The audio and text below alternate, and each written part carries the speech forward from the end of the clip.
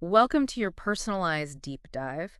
Today we're going deep into the world of plant transporters. You know those tiny cell machines, the ones moving all the nutrients around, ions, even water within plants. And we're going to break down some really cool research that you sent over. Okay, so get this.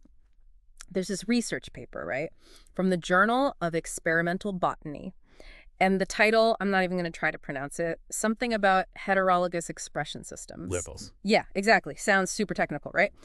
But trust me, this stuff is way more interesting than it sounds. Oh, absolutely. It's like imagine trying to figure out how a watch works, but you're only allowed to look at it while it's still ticking away on someone's wrist. That's what studying plant transporters is usually like. But this research, it's like hitting the pause button. Yeah. Expert, can you maybe tell us a bit more about these heterologous expression systems and why they're such a big deal for plant science? Yeah, so heterologous expression systems, they basically let scientists take just one part, like one tiny part, say, a plant transporter, and study it all by itself.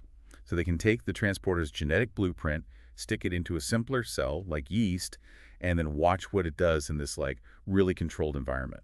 So instead of that ticking watch on the wrist, we get to take it apart, examine all the gears, and really see how they work together. Yeah, exactly. It's like having a much clearer view. And it lets us do things that would just be impossible in a regular plant cell. Okay, so what kind of amazing things can we learn from this, from taking these transporters for a test drive, so to speak?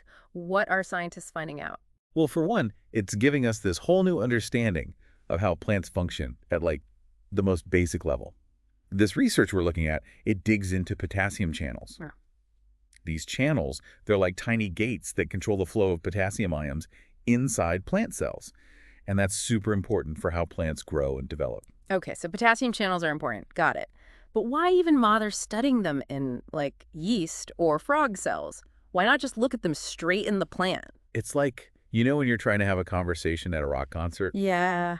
It's just so loud and chaotic, it's hard to focus. Right. That's kind of what it's like trying to study these tiny transporters inside a plant cell. Too much going on.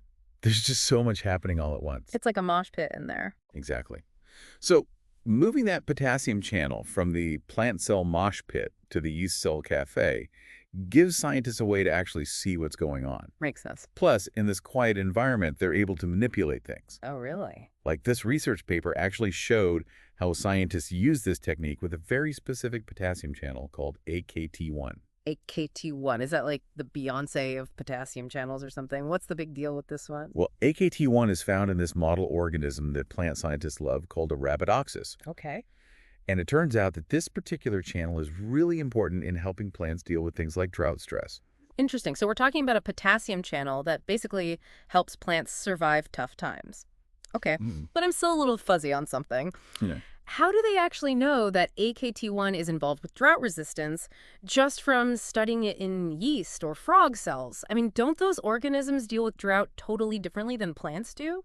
Yeah, that's a great question. And it gets to a really important point about heterologous expression systems.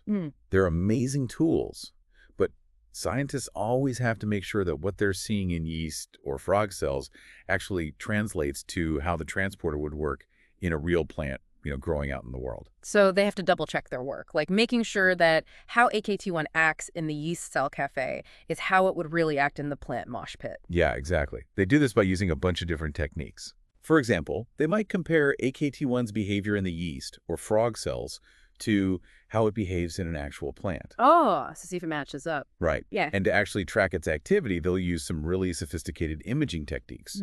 Or they might use genetic engineering to create plants with modified AKT1 genes and then see how those plants do in drought conditions. So it's all about connecting the dots, seeing what happens in the lab, and then seeing how those findings hold up in the real world. Yeah. Cool. But all this talk about potassium channels and drought resistance, why should the listener care about this? What's the big takeaway? It's kind of like we're finding this secret doorway, right? This back entrance into how a plant actually works. Yeah. And once we understand these transporters, really understand them, scientists could engineer plants that can take on almost anything drought, you name it. Exactly. And even use water way more efficiently, too. Which means? Which means more food. And that's a big deal. especially with, climate change and everything. Totally. We started with tiny potassium channels in yeast cells and somehow ended up talking about solving world hunger.